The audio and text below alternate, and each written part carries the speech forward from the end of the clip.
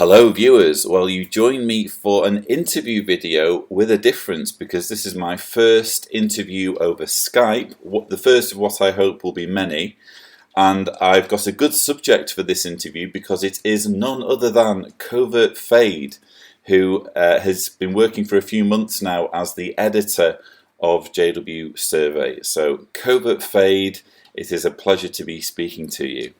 Hello Lloyd, it's a pleasure to be here. Well, when I say here, I mean over there, but here nonetheless. Yes, on the internet. Yes, we exist online. We do. So I'm just basically wondering. Probably the viewers are wondering this as well. What possessed you to get involved in collaborative activism work with me? Well, you came along and put a gun to my head, and after that I couldn't really say no. Apart from that, yeah. Well, originally, I mean, I sort of encountered JW Survey when I was kind of first in my process of waking up, and it was actually a fairly instrumental part of my awakening to sort of read the articles there. And actually getting involved came about when it was last year in 2015 when we had the Australian Royal Commission, which I think has since come to be viewed as one of the, possibly what I feel will be one of the turning points. When we write the history of the downfall of Watchtower, I think that will be a significant keynote point.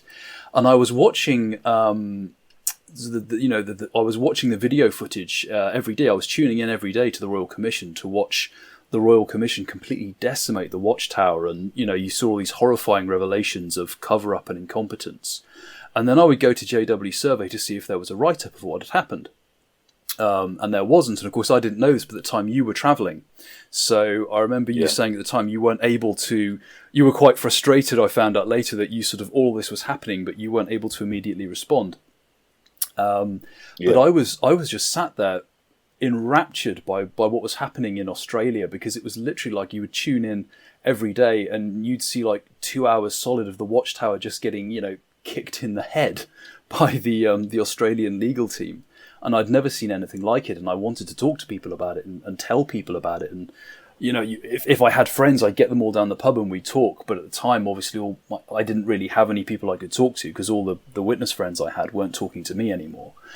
So I thought, well, I'll write this down, and I wrote an article. I thought the kind of thing I thought might be useful for JW Survey, and I sent it off to you. And to be honest, I was kind of hoping it would get published, but at the time it was really more for me just to be able to get this all down in print and just tell someone about it. And I was so I sent that off, and then I was very, very pleasantly surprised when you sort of said, yeah, we'll go with this, we'll put it up there. And then I sort of saw it online, and it kind of started a little bit of a fire in me, because I'd obviously been very, it's a very long story, but I think we've all had this. I was very frustrated with what I'd found out about the Watchtower. And I was quite disgusted, especially things like, the revelations that were made during the Australian Royal Commission of the sheer level of, actively dangerous conduct that Watchtower is involved in when it comes to child abuse. And I didn't like the idea of doing nothing about it. And I've always enjoyed writing. Without sounding arrogant, I think I've been quite good at it. I spend a lot of time doing it. And I thought, well, maybe this is something I can do to help. I mean, I know how much the articles on JW Survey meant to me when I was waking up. I mean, I think they are part of the reason I actually woke up, because I read them at that critical time when I was like, is this the truth? Is this not the truth? I don't know. And reading those JW Survey articles was a big help for me to both realise it wasn't the truth and also have the courage to then, take control of my life and do something about it. And so I felt, for me, well, maybe I can help give something back now. Other people, Lloyd and other contributors have written these articles that have helped me. Well, now I'm free, and maybe I can sort of help with that. There'll be other people like me who are wondering, what do I do? Is this the truth? Is this not the truth? And maybe this is a way I can kind of, keep the good karma rolling, as it were, and get involved. And since then, it's been incredibly satisfying to do.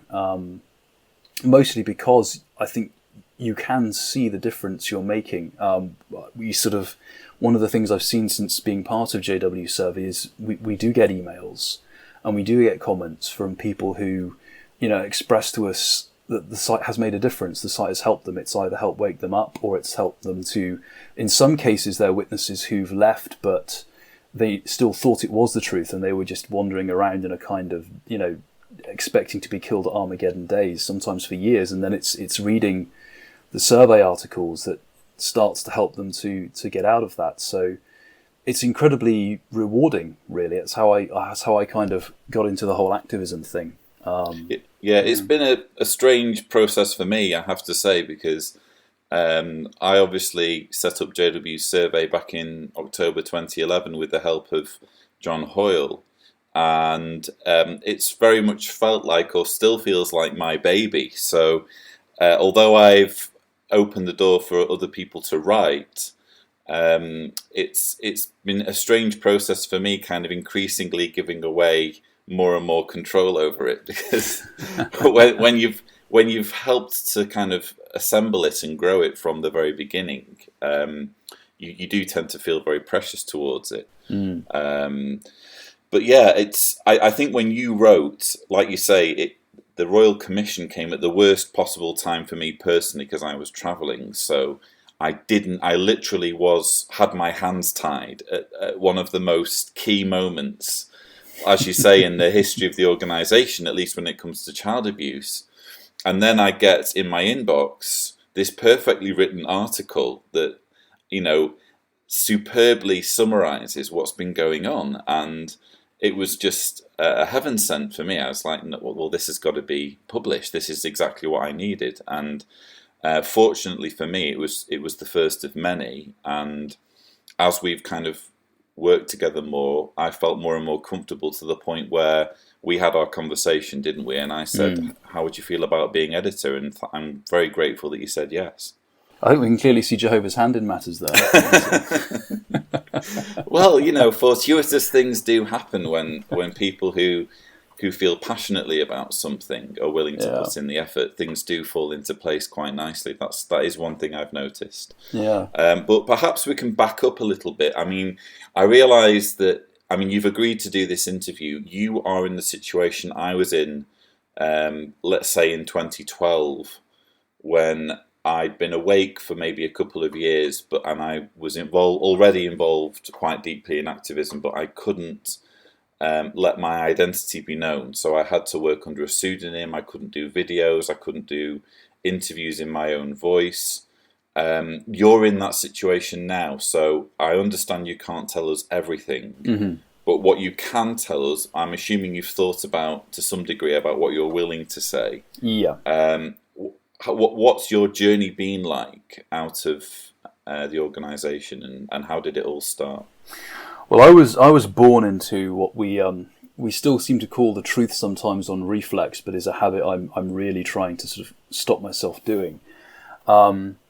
And I would actually say that in many ways I was quite lucky, because I know a lot of people, and I've increasingly realised this, have really awful experiences growing up as witnesses. I didn't. I would think I was probably the other half, that my experiences were quite nice overall. I had nice friends. I had very loving parents. But I think it wasn't one single thing that made me flip from being a completely devoted witness to being someone who realised it was a cult. It was a gathering kind of weight of cognitive dissonance that accumulated probably over 15 years of just teachings I thought I don't agree with, or that doesn't make sense, or seeing behaviour that I thought was inappropriate or wrong, or conflicted with the idea of this being an organisation led by God. And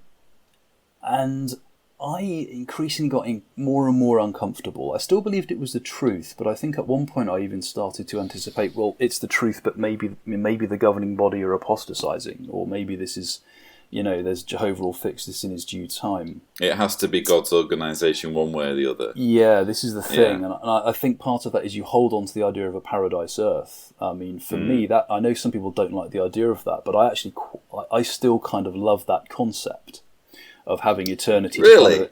Yeah, the idea of the way I had it in my head is very different to a lot of other witnesses thought it was. I thought it would be this kind of Ian M. Banks style culture universe, with all kind of like starships and universes to explore, and you would have, you know, infinite life to explore art and creativity and culture.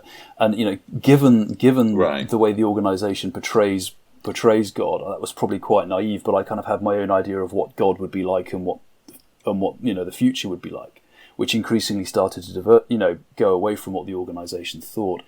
But that cognitive dissonance just built up, and then about 3 or 4 years ago, I had some incidences in my life, and I think this is probably true for a lot of witnesses. Is you get to a point where things go badly wrong, and when things go badly wrong, you see the behind the curtains to see what the organisation's really like.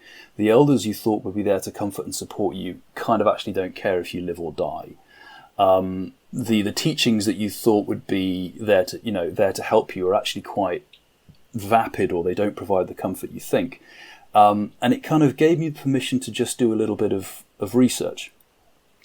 And like, and I'm sure so many witnesses would probably, or ex-witnesses would agree with this thing always starts with, so I went to Google, and I started to research things. So what was the first thing you Googled? I kind of can't remember the first thing I Googled, but I know that very quickly I sort of ended up binging on all the topics because one thing leads to another. So 607 BCE, the real history of the organisation with, you know, the way Rutherford took over from Russell, which I actually knew a little bit about before. I had heard that the takeover by Russell was not as pleasant as it's portrayed in the organisation literature. But things like the way the society misquotes scientists in their publications, I mean, and again, that's something you can very easily find out. That information is verifiable and it's very easy to check. Things like the child abuse problem. Although this was before 2015, there was a lot of evidence and a lot of, you know, credible evidence out there that you could find on Google. And websites like JW Facts and JW Survey basically were springing off points, so they would discuss these subjects, and then I could go off and kind of, I didn't even, like with the UN thing, I didn't even know that was a thing. I had no idea that the Watchtower had been a member of the UN for 10 years until I think it was a JW Facts article that I read it and then sort of went and researched it all for myself. And I would say I only needed a few weeks to actually realise this is not the truth. But it took me a lot longer to actually act on it because I wanted to give the organisation time to try and prove itself again, because I thought, if I do leave, I'm throwing a lot away. Well, no, let me rephrase that. I'm not throwing things away. I am choosing to abandon certain things that I value, and I'm choosing to lose certain things. It's a conscious decision that means my friends won't talk to me anymore, and the worst case scenario means my family won't talk to me either. I'm prepared to do that if this isn't the truth, but I need to be absolutely certain. So I kind of went back into the process of trying to prove that it was the truth again. Now that I'd seen the other side of the coin and seen all the damning evidence against, I was trying to find evidence that proved it was true. And, you know, you just end up staring at a big blank nothing. There are no good counter arguments. The response I got from a lot of elders I tried to speak to about this was either they kind of run away and hide as soon as you bring up the really scary stuff like the child abuse or the misquotations in the publications or the Watchtower membership of the UN, or they just start threatening you with, why are you saying this? What do you think about the governing body? Do you feel the governing body are God's chosen organisation? Which I actually knew was a disfellowshipping question, and I would back away. It is like kryptonite when you start bringing these things up with elders, isn't it? They just kind of shrink away and Which again was astonishing because I'd always been taught, and I thought that these men were any problems, you come to them and they'll help you and they'll show you from the Bible. And what actually happens is they have a few pre-rehearsed answers to things, or they have a few set answers that they're supposed to give to certain questions. But if you don't accept that answer, or if you can easily swat it away with facts and research, they're kind of like deers in the headlights. They're either kind of horrified that they don't know the answer, or that they actually get quite angry with you, which I was surprised by. Yeah. So, well, I can still remember, I think we talked a little bit in London, didn't we? And I told you a few stories. from my own kind of early awakenings. And when I say early awakenings, I'm talking about when I was 20 and I read the Daniel prophecy book when it was first released, and so many things in that book didn't make sense, and I made the mistake of repeating some of these doubts to a chap who I was spending a lot of time in the ministry with, and before you knew it, I had my presiding overseer say, "Oh Lloyd, do you mind if we work together? There's a few things I have to talk to you about," and it's because my friend had kind of grasped on me, and I'll never forget having this conversation in his car, where he was basically asking me to come clean about my doubts. And bear in mind, I was 20 at the time, and the elder who I was having this conversation with has actually since passed away. But he was a really nice guy, and I went through all of my doubts, and at the end of this conversation, he just says, "Well, let me ask you this, Lloyd. Do you still believe in 1914?" And I was like, "Well, yes. I don't have any reason to not believe in 1914." And he said, "Well, that's all that matters." Which, looking back, I mean, the guy, as I say, is no longer with us, but that just makes me think, well, he had doubts too. Because for him to dismiss all of these things that I was coming out with and just rest everything on, did I believe in 1914 or not? That, in my mind, it doesn't bode well for someone who believed hook, line and sinker everything the organisation was teaching. Something I would agree. It's something I've come to realise since, that the responses of either getting angry, which some elders do, or kind of reacting in the way that elder did with you, is often a sign of insecurity. Yeah, they're actually not convinced they can answer you, and that's scary, and that's why you get that kind of reaction, which is interesting to think about. Yeah. Well, I think about it as well in terms of the reaction I've had when I spoke to my dad, when I kind of laid things on the line with him. And I think I was going to say this is what awaits you, because I get the impression you're kind of, the gravitational pull is pulling you in the same direction I went in. But when I had that conversation with Dad, the reactions were not of someone who fully believed everything that the organisation. I mean, I think if you're a father and you are in a religion that you believe is absolutely crucial to survival, and your son approaches you with a lot of doubts, and you really love your son, the approach is to say, "Well, listen, I know I'm right. Let's both sit down. You throw your absolute worst at me, because I know I'm right." That wasn't Dad's approach at all, and I don't think that would be the approach of a lot of witnesses, because my own theory is that at some level, all witnesses have doubts, or the majority of witnesses have doubts at some level. Yeah, I would agree with that. So, I've very quickly, I've had a similar. The witnesses I have spoken to have been very similar to that, and I've been amazed about how many people didn't try and talk to me. All the friends I thought would sit me down and say, "No, look, I know you've got doubts, but just let's thrash it out." It's like you say, throw your worst at me. I know there are answers. Bring it on, like Neo in the Matrix. Exactly. I can handle this. Exactly, and it doesn't happen, and it's fascinating to think about. Like you say, I think it does point to there being more cognitive dissonance than we realise. So, we've been talking a bit as well in the last week, and I obviously don't want you to say too much that will kind of give things away, but I do get the impression, if you'll allow me to say, that you're reaching something of a crossroads, and it's a crossroads that I've been through.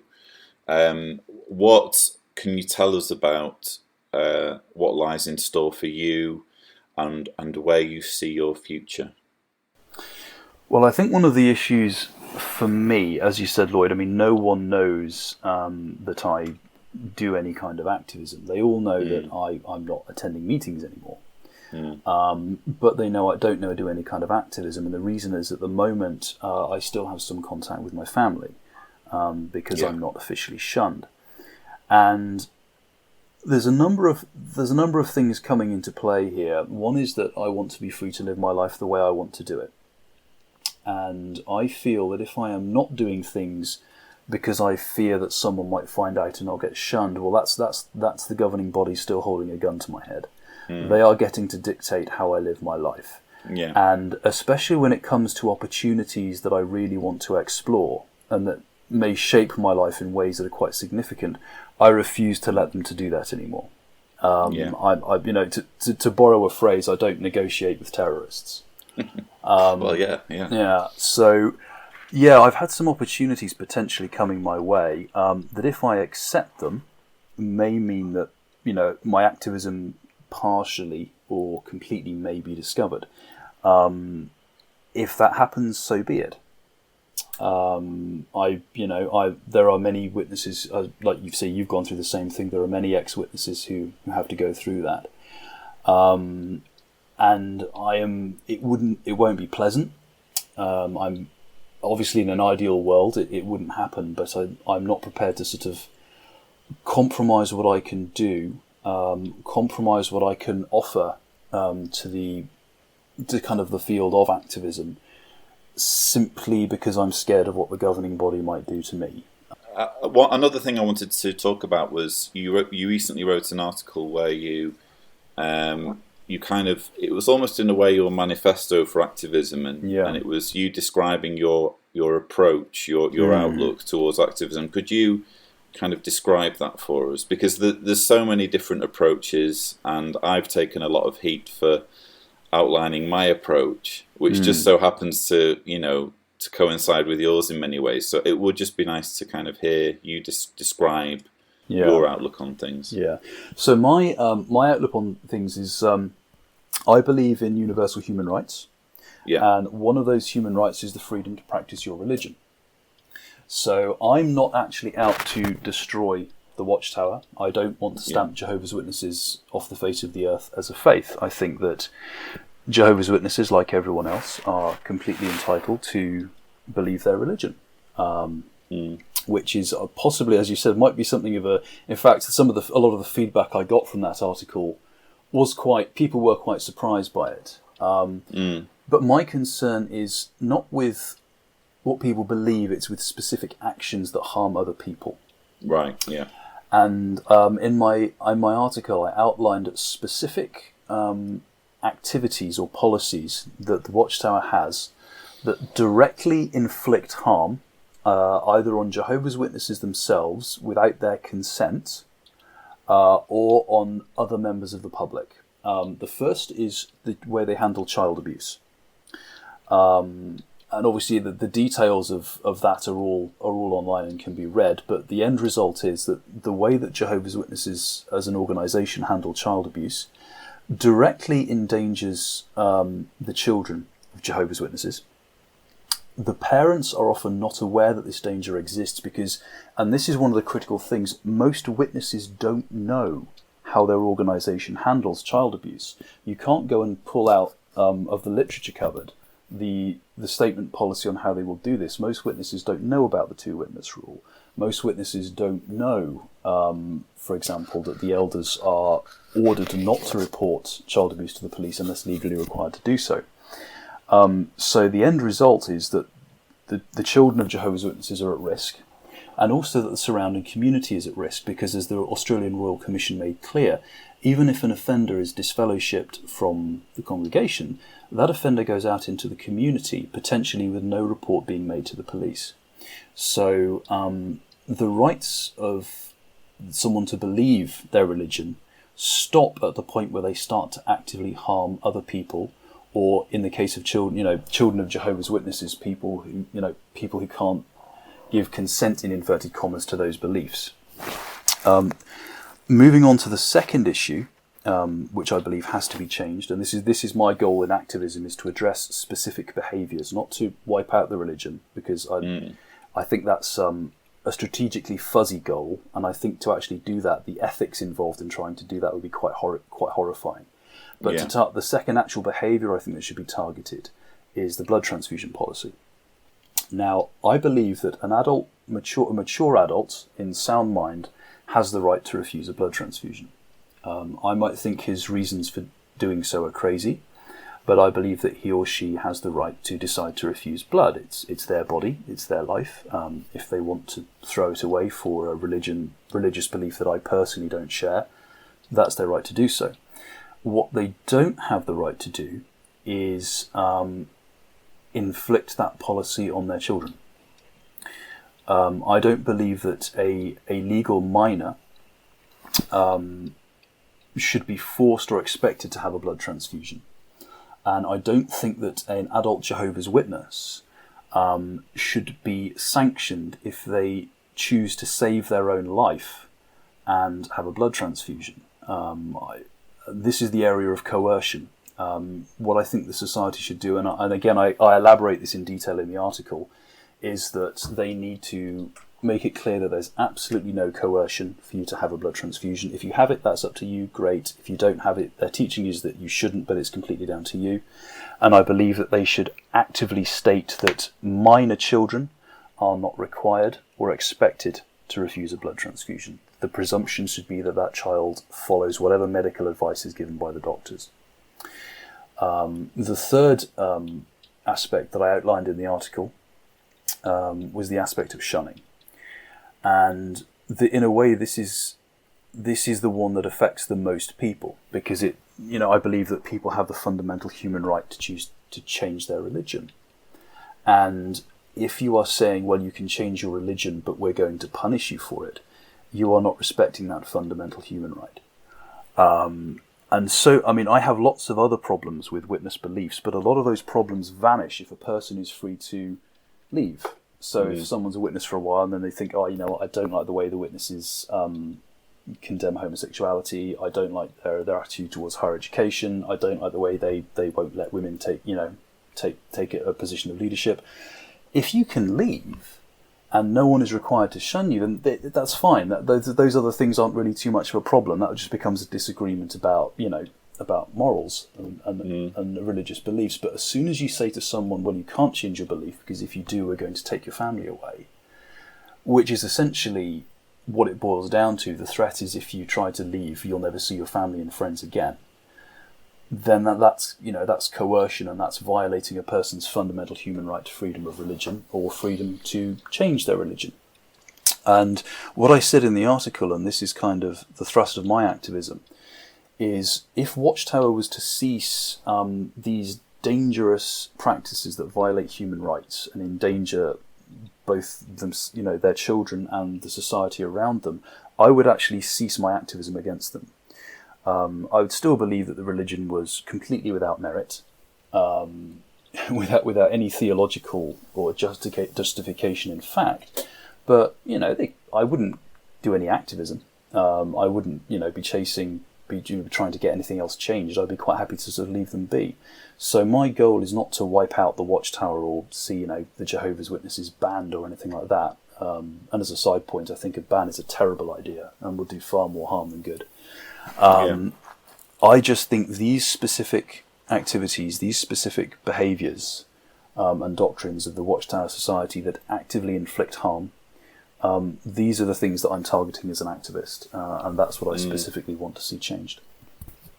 I would applaud that. I think, you're not saying that you expect those changes, are you? You're just saying that if those changes were brought about... Yes. That's my thing. I'd be overjoyed if they brought them about. What I expect is that they won't change them, and that as a result they'll probably incur quite a few legal and financial penalties further down the line. But Jehovah's Witnesses, they're told that sometimes that apostates or activists want to destroy their religion, or they hate Jehovah's Witnesses, or they want to wipe out the one true faith. It's got nothing to do with it. I have no desire to do any of that. What I am doing is it's in the same way that I would take the same stand over any organisation that was grotesquely violating the human rights of others. I would want to see that changed. And I apply that standard to Jehovah's Witnesses, to any other religion, to any political organisation. And so that's where I'm coming from. I don't expect this to change, but I think it's important to understand, what you're actually... what goals you're actually working towards and which goals you're not working towards. I guess for me there are... again, I'm on board. I guess for me there are just three things that complicate things slightly. The first is the element of undue influence of mind control. So that even if you're talking about an adult making a decision about refusing medicine, and I agree, people should have the right to decline medicine. When they're making that decision because of false information that they've been fed, it's very difficult to say that they're making that decision of their own free will, because they're basing it on bad data, aren't they? Yeah. And that's where undue influence and mind control kind of blurs things a little bit. The other issue is legacy.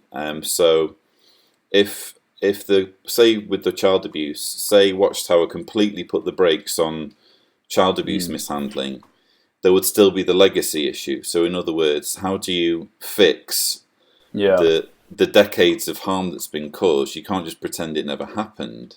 And in order to kind of pay reparations, that alone would probably bankrupt the organisation if they fully compensated everybody who's ever been abused as a result of their policies. And the other issue for me as well is, and I think we both kind of are very much in agreement on this, and that's the financial side of things. So we're both kind of on the same page when it comes to the fact that, religions shouldn't really get tax exemption. They're businesses. Absolutely not. They shouldn't benefit from calling themselves charities. And so those are the kind of only grey areas for me. But I definitely applaud the kind of more reasoned approach, because I don't think banning religions is any way to to confront them. They need to be confronted with reason, with mockery, with logic, with fiscal penalties. But you don't confront cults by banning them. Absolutely not. I mean, I can see that I can see the argument for criminalizing certain behaviours. So I can see an argument for saying if you've been found out to be covering up child abuse, then the elders directly involved may face prison time. But there's a very big difference between criminalising specific activities and banning and criminalising belief. I mean, how do you criminalise belief? I respect that a lot of people have been very much hurt by the Watchtower, and I totally get people who say, look, I just want to see it banned and crushed. But the problem is ultimately, the only way to do that in the real world is basically to start down the concept of thought crime. If you believe this, we will lock you up. And that is not a direction that you want to go in. It's like the solution is scarier than the original disease. It's Do you think part of the problem, and when I say problem, I really do kind of sense sometimes when I listen to aggressive or regressive activists talking, I sometimes wonder whether they've forgotten what it felt like to be a Jehovah's Witness. And I know now, I mean, I've been awake.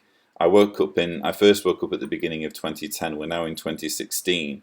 And it feels as though, when I first started writing JW survey articles, I was almost relying on being able to tap into, I call him JW Lloyd. I was actively trying to kind of almost seance with who I was as a Jehovah's Witness, so that I could tone down, the anger that was in my articles and try to appeal directly to the JW mindset by being at one with it. And I find that the more time passes, the more water passes under the bridge, the more anger there is, or to put it another way, the voice of JW Lloyd grows weaker. To the point where I have to kind of really focus, or maybe even ask Deanna, who's a year behind me in waking up, how would this come across to a Jehovah's Witness? And I sometimes get the impression that aggressive activists almost willfully ignore that side of themselves and just immediately leap to the shouting and being angry and that kind of thing. It's almost that temptation that is, to be honest, is probably within everybody to demonise the other. And I'm going to be honest, I love Jehovah's Witnesses. I think I know them. I have so many great friends. There are wonderful people, and you have to keep in mind, and I think this is what you and I keep in mind, but a lot of regressive activists, and aggressive activists don't, is that, Jehovah's Witnesses are victims. Yeah, and they're people. They're people, they're victims, you should feel compassion for them, you should want to help them. You don't go up to victims and start screaming in their face or being abusive, because, you know, that could have been me, that could be my mum or my auntie or my uncle, and I know them and they're wonderful people, and all you will do is terrify and traumatize them. And okay, going up and screaming at people might make you feel good, but then it's just about you, really, isn't it? Yeah. I've never liked the argument that, well, you know, maybe it will snap some of them out of it. Well, I can virtually guarantee you that it won't. But say that it will snap 1% of Jehovah's Witnesses out of it, but being reasonable and being, you know, kind and kind of level-headed in your activism will snap 50% of Jehovah's Witnesses out of it. Well, then surely you go for the best practice. You go for the way that has the best effect most of the time. And at the end of the day, do you really want to be the person whose modus operandi is to scream and shout at people? You know, I mean, it's just, you know, who do you want to be at the end of the day? I agree with you. I think the aggressive activism thing it does far more harm than good. It really does. Well, I'm just grateful for the tone of your articles, and you know, it's really been, well, I'll say it's been a huge weight off my shoulders, because I've just been able to focus on my book and focus on making videos and leave the keys of JW Survey in the capable hands of yourself and John Redwood.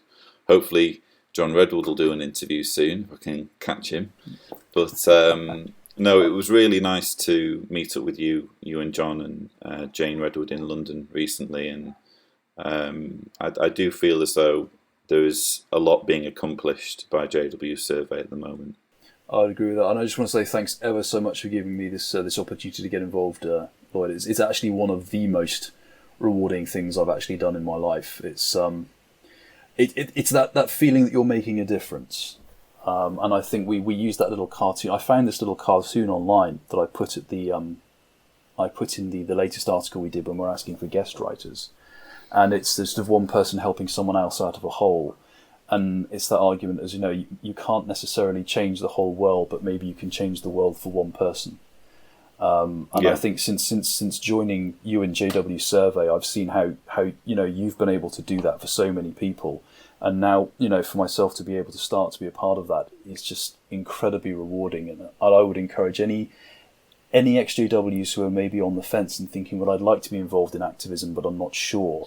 Obviously, you know, you'll have to think for themselves and come to their decision. But for me, it's been more rewarding than I could have believed possible. And I really would encourage everyone, if they think they can contribute in a meaningful way, to give it a try. Yeah, bravo. And another quote that I like, and it's kind of become my mantra recently, is the Hitchens quote: "The grave will supply plenty of time for silence." You know. And that is so true. You know, if you've got something to say, bloody well say it, because you're not going to get a chance to say it once you're dead and buried. So, absolutely. So thank you so much for the fantastic work you're doing. Please keep up the great work. I look forward to more articles under the Covert Fade moniker, but I also secretly yearn for the time when we get to see you in glorious Technicolor under your real name. I've got a feeling that will come, but it needs to be in your time, you know, according to your time scale. Brilliant. So thanks so much for the interview. I would shake your hand, but the limitations of the internet prevent that. Digital high five, bro. Digital high five. Yeah. So thanks for joining us very much, Covert, and keep up the great work. And to all my viewers, thank you for watching.